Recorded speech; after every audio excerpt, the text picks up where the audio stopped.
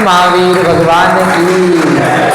येनात्मा बुद्धतात्मैव परत्वेनैव चापरम् अक्षयानन्तबोधाय तस्मै सिद्धात्मने नमः। कल अपन ने 50वें नंबर का श्लोक पढ़ा था, जिसमें बताया था कि हम या ज्ञानी हों तो किस प्रकार से जगत के कार्यों को करें। आत्मज्ञानात् परं कार्यं न बुद्धौ धारयेत् चिरं कुर्यादर्थवशात् किंचित् वाक्कायाभ्याम तत्परः। क्या कहा था? बहुत महत्वपूर्ण बात कि क्या करना है, जीवन कैसे जीना है, कि आत्मज्ञान से परे जो कोई कार्य हैं उनमें को चित्त में पहली बात तो है कि धारण करना ही नहीं चाहिए। आत्मज्ञान से परे मतलब अपनी आत्मा का ज्ञान है, अपन स्वयं आत्मा है, ज्ञान स्वरूप है, ज्ञान के अलावा कुछ भी नहीं करते हैं। आत्मा ज्ञानम स्वयं ज्ञानम ज्ञानाद अन्यत करोति किम। आत्मा स्वयं ज्ञान है, ज्ञान के अलावा और क्या करता है? अपने आप में जानने के अलावा कोई क्या करता है? शक्कर है, शक्कर है, वह क्या काम करती है? मिठास का काम करती है।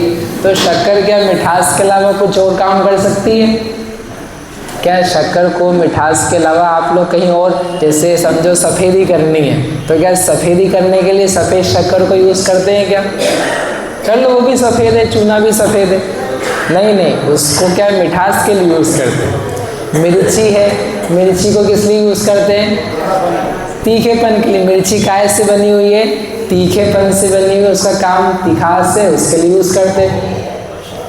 कभी आपको कोई कपड़ा लाल रंगना हो और रंग कम पड़ रहा हो या महंगा आ रहा हो, मिर्ची सस्ती हो रही हो, तो कुछ नहीं करना है, अपने को मिर्ची लाना है, पीसना है, पानी में घोलना है और दीवार पे क्या करना है? पेंट। क्यों? क्योंकि वो भी लाल रंग की, लाल रंग हो जाएगा। एक तो मिर्ची के पैसे भी खराब होंगे और घर में तो धांस भर जाएगी ना उससे बीमार हो जाओगे। जो चीज़ जिससे बनी हुई है वो काम करती है। तो समय सार में कलश लिखा उन्होंने, आत्मज्ञानात् परम कार्यम, कि आत्मज्ञान, आत्मा ज्ञानम स्वयं ज्ञानम ज्ञानाद अन्यत करोति। ज्ञान से अन्य आत्मा कर क्या सकता है? पॉसिबल ही नहीं है। शक्कर को मिठास के अलावा और क्या काम दोगे आप? ये ईंट चुना पत्थर है, इसका एक मजबूती और लंबाई चौड़ाई देने के अलावा क्या काम करोगे आप? उसका काम यदि कुछ और करा तो आपको दंड मिलेगा। आपने बोला नहीं ये ईंट चुना पत्थर है ना, हमने तो ईंट लिया और ले करके फेंका, तो देखो लग गया उसको, कितना मजा है, खून निकला, दंड मिलेगा। ये उसका काम नहीं है। ईंट का काम ये है कि आप रख दो, उससे मकान बन सकता है, उसको एक क्या कहते हैं शेप देने के लिए काम में लिया जा सकता, वही उसका काम है। ऐसे आत्मा है, आत्मा का स्वरूप ज्ञान में है, उसका काम क्या ले सकते हैं? ज्ञान का। ज्ञान के अलावा बोलो हम तो इससे पैसा भी कमवा लें, हम इसको शरीर दिलवा दें, गोरा काला कर दें, सुंदर करवा दें, श्रृंगारित कर दें, इससे बेटा बच्चा पलवा लें, बोले ये सब काम इससे नहीं होगा। यदि करना चाहोगे उल्टा पुल्टा काम, इससे तो क्या मिलेगा? दंड मिलेगा। जैसे ईंट से यदि फेंक के मारोगे तो दंड मिलेगा। मिर्ची है लाल, उसको घोल करके घर का पेंट करना चाहोगे, धांस जाएगी, दंड मिलेगा, सही काम नहीं होगा। इसलिए जो वस्तु जिसके लिए बनी है उससे वो काम किया तब तो बढ़िया, और इधर उधर किया तो गलत होगा। तो सबसे बेस्ट तुमने कहा कि देखो आत्मा का स्वरूप ज्ञानमय है, तो ज्ञान को छोड़ करके तो कुछ भी करने लायक नहीं है। अब लेकिन कोई कहता है कि देखो आप भाई सही कह रहे हो, ये श्रद्धा में आचार्य भगवान का प्रवचन सुन करके शिष्य ने कहा बिल्कुल सही बात है, समझ में आ गया, ग्रहण भी हो गया, मैं ज्ञान में हूँ, ये भी आ गया, लेकिन महाराज क्या करें, अभी राग द्वेष बचे हैं, घर गृहस्थी से छूटा नहीं जाता है, शक्ति कम लगती है, कुछ भोगों की आसक्ति भी है, कुछ प्रेम भी है, तो ये हम क्या करें? रह नहीं सकते ना सड़क पे, आपके जैसे भी दीक्षा लेने के भाव नहीं, वैराग्य नहीं, तो हम क्या करें? बोले ठीक है, एक काम करो, आप गृहस्थ धर्म का पालन करो। अब करेंगे तो फिर उसमें तो गृहस्थी के काम होंगे, पैसा भी कमाना पड़ेगा, घर चलाना पड़ेगा, तू मैं भी होगी, कुछ बातें भी बजेगी, तो फिर अब हम क्या करें? बोले ठीक है, एक काम करो, आप करो वो सब काम, लेकिन उन कार्यों को बुद्धि में लंबे समय तक धारण मत करो। कितना अच्छा उपदेश! आत्मज्ञानात् परम कार्यम, आत्मज्ञान से अन्य जो कार्य हैं बुद्धौ न धार्येत, बुद्धि में मत धारण करो। हमेशा नहीं लिखा उन्होंने, सदैव नित्यम नहीं लिखा, क्या लिखा? चिरम। चिरम यानी लंबे काल तक, यानी दूसरा अर्थ क्या निकला कि भाई थोड़े काल तक आपको काम पड़ता है, आप उसको धारण कर लो। जैसे एग्जाम्पल के लिए अपने को पूजा करनी है, विधान करना है ना, कितने घंटे विधान करेंगे बहन जी? 2 ही घंटे? अरे सब लोगों को 3-3 घंटे अटका के रखे हो, 2 घंटे बोल रहे हो, 3 घंटे, 7 से 10, 10:30 हो जाती है ना, 3 घंटे, 3 घंटे विधान करेंगे। तो मुख्य कार्य क्या है? 3 घंटे विधान में पूजा पाठ करना। अब लेकिन भैया विधान करेंगे तो द्रव्य सामग्री भी चाहिए, किताबें भी चाहिए, पंखा भी चाहिए, बैठक व्यवस्था भी चाहिए, कोई आया गया उसके पास किताब है कि नहीं वो भी चाहिए। तो ठीक है, आप उसमें भी ध्यान लगाना, लेकिन कितनी देर? 3 घंटे विधान है तो 4 घंटे सामग्री में ध्यान लगाए।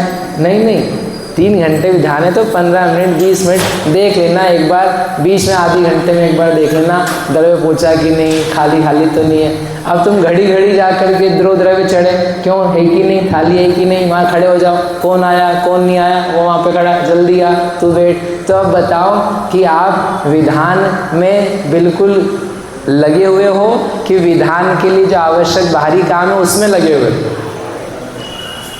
किसमें लगे? बाहरी काम में लगे, तो विधान बन पाएगा क्या? समझ रहे आप बात को क्या कह रहे हैं? कि आप विधान संबंधी जो आवश्यक चीज़ें हैं उसमें बुद्धि लगाओ, लेकिन कितनी? चिरम नहीं, अचिरम, थोड़ी देर के लिए, अल्पकाल के लिए, थोड़ी सी देर के लिए काम निपटा करके आ जाओ।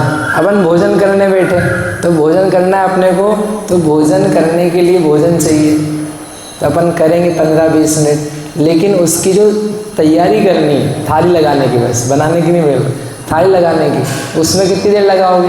वो तो 1 मिनट ही लगेगा ना। थाली लगाने में कितनी देर लगती है? 1 मिनट। और भोजन करने में, अब थाली लग रही है, अपन खा रहे हैं, अब जब लगाते हैं थाली तो कितनी स्वच्छ रहती है, 2-3 कटोरी में है सामान, इधर एक नमक जमा है, अचार जमा है, सब्जी जमी है, रोटी जमी है, बिल्कुल कैसी रहती है व्यवस्थित। और जब आप खा रहे हो तो क्या होता है? फैल जाती। अब कोई व्यक्ति सोचे मेरे को थाली जमा के रखनी है स्टार्टिंग जैसी, अब एक ग्लास खाए, बोले दाल का कोड नीचे टपक रहा, पहले साफ़ करो उसको, एक दूसरी कटोरी लाओ, ऐसे करके बार करता रहे तो वो थाली जमाता रहेगा कि खाना खाएगा? हैं? क्या करेगा वो? थाली जमाता रहेगा मोरा। बोले देखो आवश्यक था, थाली जमाना, स्वच्छ रखना आवश्यक था, उतना कर लो। अब जब आप खाने बैठे हो तो आप खाने पे ध्यान दें और उसको बुद्धि में ज़्यादा धारण करो।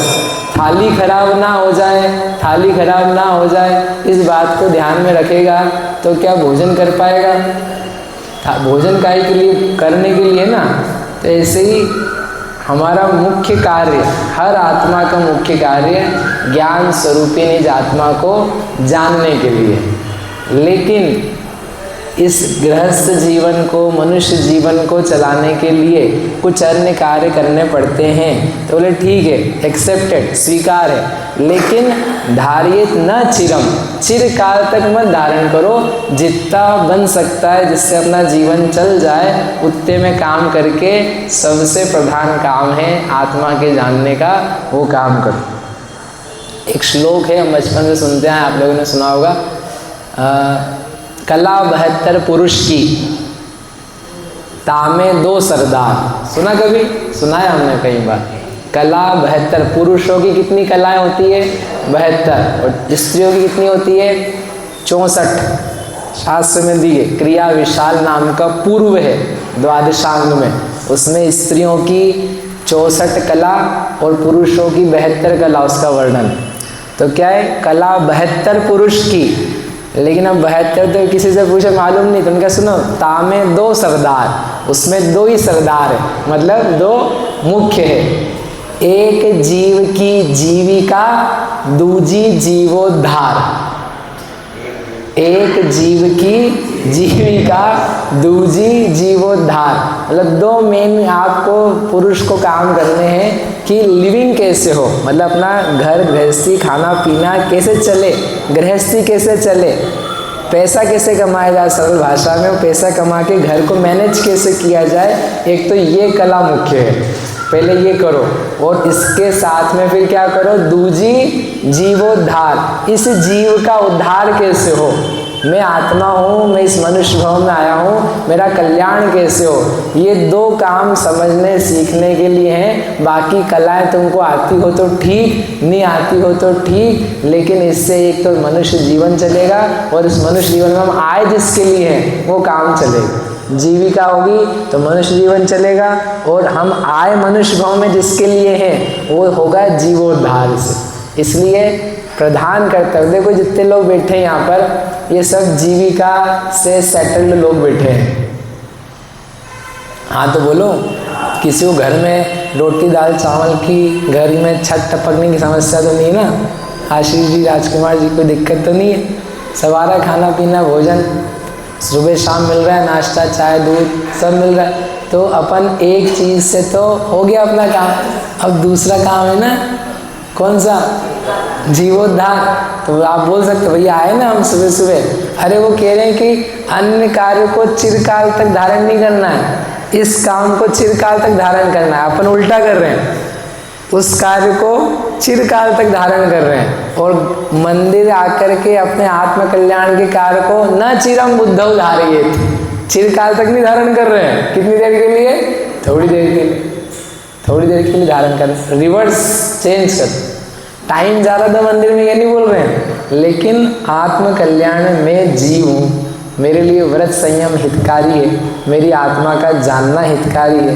कैसे मेरे भाव अशुभ से हटके शुभ में आए, भूमिका में आकर के इस शुद्धता को प्राप्त किया जाए। कैसे हम धन्य अवसर आए कि कभी व्रती हो, महाव्रती हो, आत्मा का अनुभव करते हुए मोक्ष में जाएं। ऐसी भावनाएं, बताओ भावनाएं भी आती क्या? सच्चे बताओ, ऐसा लगता है एक दिन वो आए, हम भी दीक्षित हो जाएं, और वास्तव में आत्मा का अनुभव करके जैसे भगवान में ध्यान किया है, ध्यान बन जाए, और अपन भी चले जाएं, संसार से छूट जाएं। बताओ, बेटे बेटियों का ब्याह करने का तो 50 बार सोच लिया, अरे पैसा इकट्ठा करना, बेटी का ब्याह में पैसा लगेगा, पैसा लगेगा। मतलब वो बेचारी 15-17 साल की हुई नहीं, और कहो तो 55 से एक एक पैसा जोड़ रहे, मतलब उसको बुद्धि में इतना धारण किया हुआ उसके ब्याह को, और अपने आत्मा के ब्याह को, शिव नारी वरनी है ना, अपनी आत्मा के ब्याह, उसके लिए कौन सा पैसा जोड़ रहे? जोड़ना छोड़ो, अपन तो कवारे बैठे हैं, बोलो कवारे हो, ये दूसरी शादी नहीं कर लेना सब। लेकिन शिवती रमणी स्त्री, शादी के लिए तो जो कमाना नहीं है, छोड़ना है तो वो तैयार ही ना, पकड़ छोड़नी है। यही तक बच्चे बने हुए हैं, बच्चों को जैसे क्या ब्याह की चिंता नहीं रहती, ऐसे अपन बच्चे बने, पता ही नहीं ब्याह भी होना है अपना। और यहाँ बाल विवाह हो नहीं सकता कि माता पिता करा दे बेटा होगी तेरी तो वो जो काम है उसको करने के लिए भावना भावना भावना भाव धारियेत न चिरम, उनको मत धारण करो।